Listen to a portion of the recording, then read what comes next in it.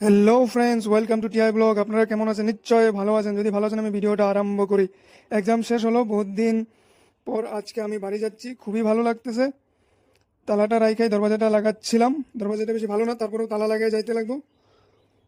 আমার পিসিটাকে একবার দেখে নিলাম, বহুত মিস করবো আমাদের এই পিসিটাকে। আমরা ওখানে ক্রিকেটও খেলতাম।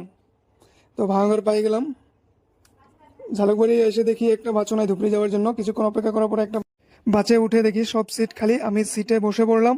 বা ঝালুকবাড়ি থেকে ছেড়ে দিল, আমি একটু ঘুমিয়ে পড়ছিলাম, ঘুম থেকে উঠে দেখি শোলমারি পেয়ে গেছি। আমি এখানে লাঞ্চ করে নিলাম। আমি কোনোদিন বিকেল করে গুয়াহাটি থেকে ধুপড়ি ভ্রমণ করিনি, আজকে প্রথম ভ্রমণ করলাম। আর কিছু দৃশ্য দেখে মুগ্ধ হয়ে গেলাম। আপনারাও দেখেন কত সুন্দর দৃশ্য। দেখতে দেখতে গোয়ালপাড়া নরনারায়ণ সেতু ব্রিজ পেয়ে গেলাম। এই ব্রিজ ওপেন করা হয়েছে 15 এপ্রিল 1998-এ। এই ব্রিজ ব্রহ্মপুত্র নদীর ওপর দিয়ে বানানো হয়েছে।